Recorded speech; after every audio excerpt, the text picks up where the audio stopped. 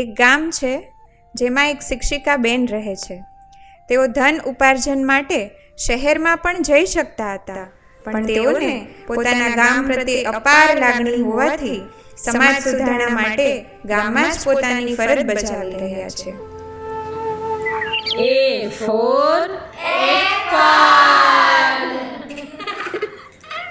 B for ball. આ ખરાબ આદત છે. આવું શિક્ષક સાથે વર્તન ના કરાય. C for cat. જો હવે કર્યું છે ને તો અંગૂઠા પકડાવીશ.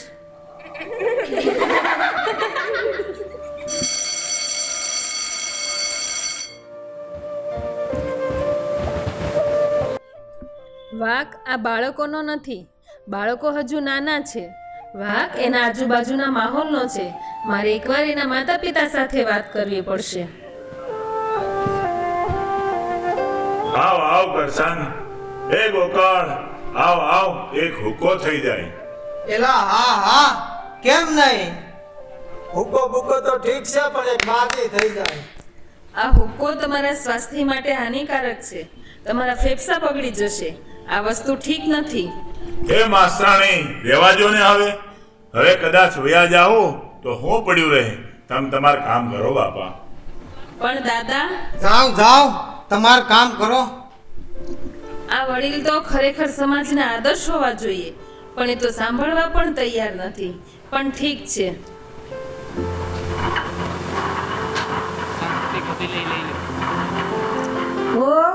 ભલોણું નથી કર્યું કે આજે જરૂર નહોતી ને તે નથી કર્યું. તમારે તો બધું ધ્યાન, તે ધ્યાન તો હોય જ ને.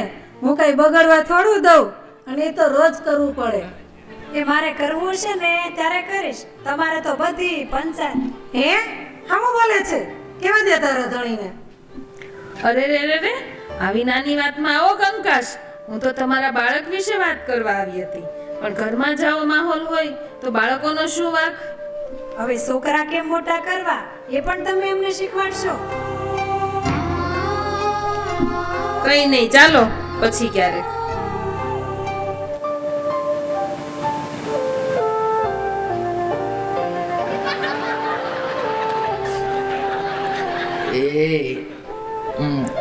લાઈને દોડો. બોટલ ખાલી થઈ ગઈ છે.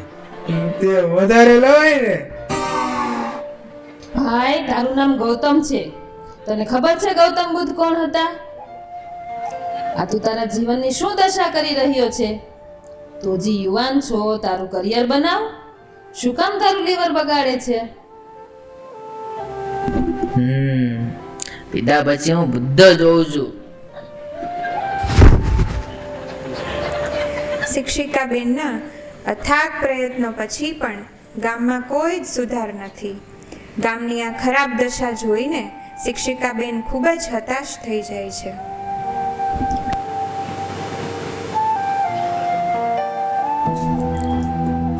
હે પરમાત્મા, મારા માતા પિતાએ મને ભણાવી ગણાવીને સમાજ સુધારક બનાવી. એનો શું લાભ?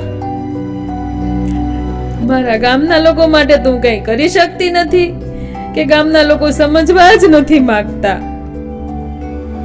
હે પરમાત્મા, હવે જો તમે સાક્ષાત આવો તો ક્રાંતિ થાય. હું હવે અહીં અસક્ષમ છું. હવે હું કાંઈ કરી શકતી નથી. હું આ ગામ છોડીને જાઉં છું.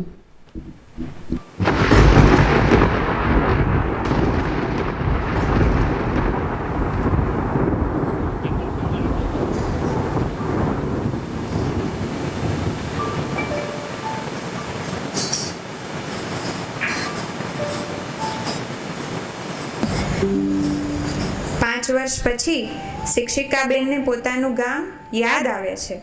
ગામની મુલાકાત લેવા માટે તેઓ ગામમાં આવી રહ્યા છે.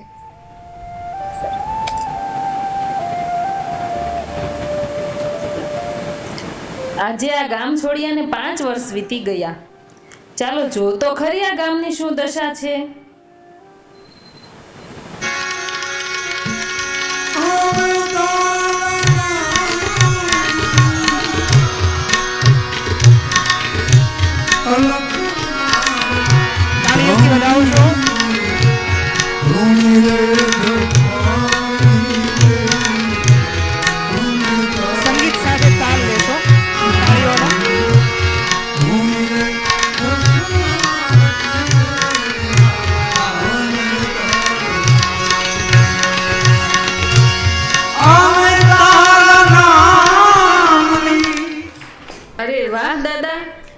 ભજન ગાઓ છો, સાંભળીને મજા પડી ગઈ. પણ દાદા, તમારો હુક્કો ક્યાં? એ બધું તો છૂટી ગયું. પણ બેન, તમે હાવ સાચું કહેતા હતા હો. તમારો અનાદર કરીને અમે અમારી અંદરની જ મા ભગવતીનો અનાદર કરતા હતા. પણ આ પરિવર્તન કઈ રીતે? અરે બેન, અમારા અંદરની સુરતા જાગી ગઈ છે. અમને સમર્પણ ધ્યાન મળ્યું અને બાબા સ્વામી જેવા સદગુરુ મળ્યા.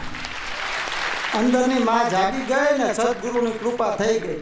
એમાં એવું છે ને બેન, એક દી અમે હુક્કો પીતા હતા ત્યારે સુરતથી ઓલા પીળા લુગડા માથે બાંધીને આવ્યા. અમને કે હાલો દાદા શિબિરમાં. પરાણે લઈ ગયા કે આજે ન ગમે તો કાલે નહીં આવતા. ત્યાં તો અમને બહુ ગમ્યું અને ધ્યાન કાયમ માટે અપનાવી લીધું. ચાલો, ત્યારે હું રજા લઉં છું. આવજો બેન. જય બાબા સ્વામી. સમર્પણ ધ્યાન બાબા સ્વામી પણ ઠીક છે, સારો સુધાર છે. એ બા, વલોણું થઈ ગયું છે હો. બેટા, બધુંય તારું જ છે, તને જેમ ફાવે એમ કર. ઠીક છે બા. લે માસ્તરાણી બેન, તમે આવો આવો આવો. સાચું કહું, તમારો સમ જોઈને મને બહુ આનંદ થાય છે. આનંદ ને બેન, ઈ તો આઠે પોર રહે છે. અરે બેન, હીરલો હાથ લાગ્યો છે, હીરલો. હીરલો? અરે, કઈ સમજાય એવું બોલો ને બા. બેન, અમે સમર્પણ ધ્યાન કરીએ છીએ. આ સમજણ અમને ધ્યાન કરતા કરતા અંદરથી જ આવી ગઈ છે. અરે, આ તો હું બીજી વાર સાંભળી રહી છું. હા બેન, અટાણ સુધી આ નારાજગી ને ક્રોધ રાખીને અમે અમારા ચક્રો હાથે કરીને જ ખરાબ કરતા હતા. પણ બેન, હવે ધ્યાન કરતા કરતા ધીમે ધીમે બધું સમજાય છે.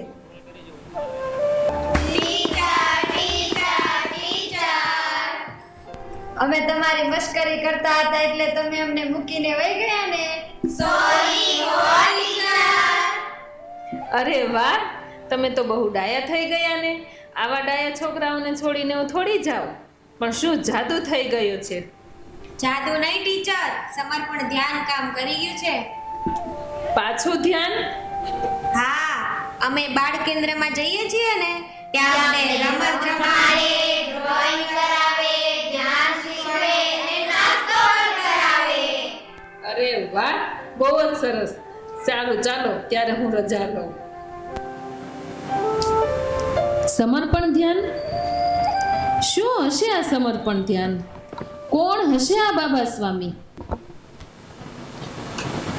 અરે ગૌતમ, તું આ તારો દેખાવ, પુસ્તક, આ બધું શું છે? શું વાંચે છે તું? અને તારા મિત્રો ક્યાં? અરે દીદી, બહુ ટાઈમ પછીને તમે મારા મિત્રોને આજો દૂર દૂર બેસીને ધ્યાન કરે છે. આ છે હિમાલય સમર્પણ યોગ ગ્રંથ. અરે હા, આ પુસ્તક તો પેલા બાના હાથમાં પણ હતી અને ગામમાં પણ બહુ જ સુધાર લાગે છે. ને તને પણ પેલા જોયો હતો. તું પેલા કેવો હતો ને અત્યારે? હા બેન, હવે આખું ગામ સમર્પણ ધ્યાન કરવા લાગ્યું છે ને. એ હા, હું આજે સવારથી સાંભળું છું. શું છે આ સમર્પણ ધ્યાન? કોણ છે આ બાબા સ્વામી? બાબા સ્વામી એ સદગુરુ છે, જ્યાંથી વિશ્વચેતના શક્તિ વહે છે. એ સમર્પણ ધ્યાનની ગંગા હિમાલયથી લાવ્યા છે, જેમાં નાહીને આખું ગામ પવિત્ર થઈ ગયું છે. આ પુસ્તકમાં એની સમગ્ર સાધના કાળનું વર્ણન છે ને આ ધ્યાન કરવાથી અનુભૂતિ પ્રાપ્ત થાય છે. પણ એવું કેવી રીતે બને? હું તો સમજાવીને થાકી ગઈ. કોઈ સમજવા જ તૈયાર ન હતું. પણ એ સમજણ તો બહારી હતી બેન. સમર્પણ ધ્યાન ભીતરથી બદલાવ લાવે છે. શું કરવું, શું ન કરવું, એ સમજણ તમને ભીતરથી પ્રાપ્ત થાય છે. એ હા સાચી વાત કરમસી. આપને થોડું મોડું થઈ ગયું અમૂલ્ય જ્ઞાન માટે, પણ કંઈ નહીં, જાગ્યા ત્યારથી હવે તો આ માયલો તરી ગયો ને બેડો પાર થઈ ગયો. મારી તો કાંઈ સમજમાં નથી આવતું. બધું ઉપરથી જાય છે. સમર્પણ ધ્યાનથી પ્રાકૃતિક બદલાવ થાય છે. જો દીદી, હું તમને વૈજ્ઞાનિક રીતે સમજાવું. શ્રી કૃષ્ણ ભગવાન કે અન્ય દેવતાના ફોટોમાં તમે જોયું હશે કે મસ્તિષ્કની આજુબાજુ એક ઉર્જાનું ચક્ર હોય છે. જેને ઓરા કહે છે. એવી જ રીતે આપણી આજુબાજુ પણ ઓરાનું ઇલેક્ટ્રોમેગ્નેટિક ફિલ્ડ હોય છે, જે આપણા વિચારો પ્રમાણે સકારાત્મક કે નકારાત્મક હોઈ શકે છે. ધ્યાન કરવાથી ઓરા શુદ્ધ, પવિત્ર તથા સકારાત્મક બને છે. એવા મજબૂત ઓરામાં કોઈ પણ નકારાત્મક વિચાર કે વાયરસ પ્રવેશી શકતું નથી. ને તમે કહેતા હતા ને કે બાબા સ્વામી કોણ છે, તો જુઓ એમનો આ ઓરા. તેઓ જ્યારે લંડન ગયા હતા ત્યારે ત્યાંની થિયોસોફિકલ સોસાયટીના વૈજ્ઞાનિકોએ એમના ઓરા ફોટોગ્રાફી દ્વારા ચેક કર્યા હતા. જ્યારે તેઓએ આ સ્વામીજીનો આ ફોટો જોયો તો સ્તબ્ધ જ રહી ગયા. આ એમના એ ઓરા હતા જેમનો શરીર ભાવ પૂર્ણતઃ શૂન્ય થઈ ગયો હોય. આવા સુંદર ઓરા સ્વામીજીના સાધનાકાળ દરમિયાન ધ્યાનથી જ નિર્માણ થયા હતા. જાણો છો બેન, આપણા પર ધ્યાનનો પ્રભાવ શું કામ વધારે પડે છે? કેમ કે આપણા શરીરમાં પણ 70% પાણી રહેલું છે. મોટો નામના વૈજ્ઞાનિકે પાણી પર એક પ્રયોગ કરેલો, જેમાં ધ્યાન કર્યા પહેલા અને ધ્યાન કર્યા પછીની પાણીની ગુણવત્તામાં ફેરફાર થયો હતો. પરિણામ સ્વરૂપે પાણીમાં સુંદર ક્રિસ્ટલ નિર્માણ પામ્યા હતા. તો આપણા શરીરમાં પણ ફેરફાર થાય કે નહીં? ધ્યાનની સકારાત્મક ઉર્જાને કારણે આપણી ભીતર પણ સકારાત્મક બદલાવ આવે છે. હવે સમજાણું બેન કે હજી એક્સપ્લેન કરું? ઘણું સમજાય છે, પણ હજુ જાણવાની ઈચ્છા છે. મનુષ્યના મસ્તિષ્કમાં અનેક તરંગો પરિસ્થિતિ પ્રમાણે ઉત્પન્ન થતા રહેતા હોય છે. એમાં મુખ્યત્વે બીટા, આલ્ફા, થીટા અને ડેલ્ટા તરંગો હોય છે. જેમાં મનુષ્ય મુખ્યત્વે બીટા તરંગોમાં જીવતો હોય છે. રાત્રે ગાઢ નિંદ્રામાં જ આલ્ફા, થીટા તથા ડેલ્ટા અવસ્થા પ્રાપ્ત થાય છે. ધ્યાન કરવાથી આલ્ફા, થીટા તથા ડેલ્ટા અવસ્થા સુધી પહોંચી શકાય છે. આ અવસ્થા વધુ પડતા સ્ટ્રેસ અને વિચારો ઓછા કરીને કોન્સન્ટ્રેશન પાવર વધારે છે. આનાથી ઉપરની અવસ્થા પણ છે ગામા, પણ એમાં તો અત્યારે ગુરુદેવ જ રહી શકે છે, જેને સમાધિ એટલે કે શૂન્યાવસ્થા જ કહી શકાય છે. બસ બેન, આવી જ રીતે સમજીને અમે ધ્યાન અપનાવ્યું છે. કોઈ ભાવથી ધ્યાન કરે છે તો કોઈ પોતાની બુદ્ધિને સંતોષીને, પણ સરવાળે ધ્યાન જીવનનું અમૃત છે. અરે વાહ, આ તો મને બહુ જ ગમ્યું. મારે પણ ધ્યાન શીખવું છે. તો તમે પણ ચાલો અમારી સાથે મેડિટેશન સેન્ટરમાં.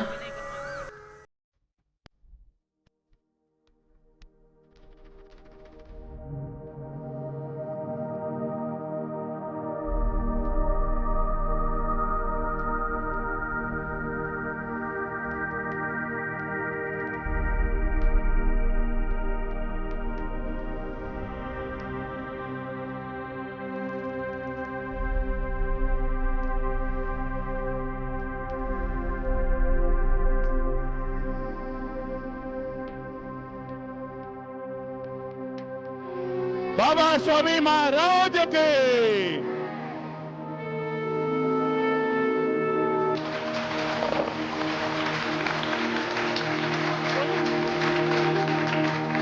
ખૂબ જ શાંતિનો અનુભવ થાય છે. અહીંયા જે જીવન સદગુરુ મેં જોયા, એ સદગુરુને જઈને જે મેં શાંતિનો અનુભવ કર્યો, એવો શાંતિનો અનુભવ મને ક્યારેય નથી થયો. તમારો ખૂબ ખૂબ ધન્યવાદ બાબા. બોલીએ બાબા સ્વામી મહારાજ કે, સદગુરુદેવ કે.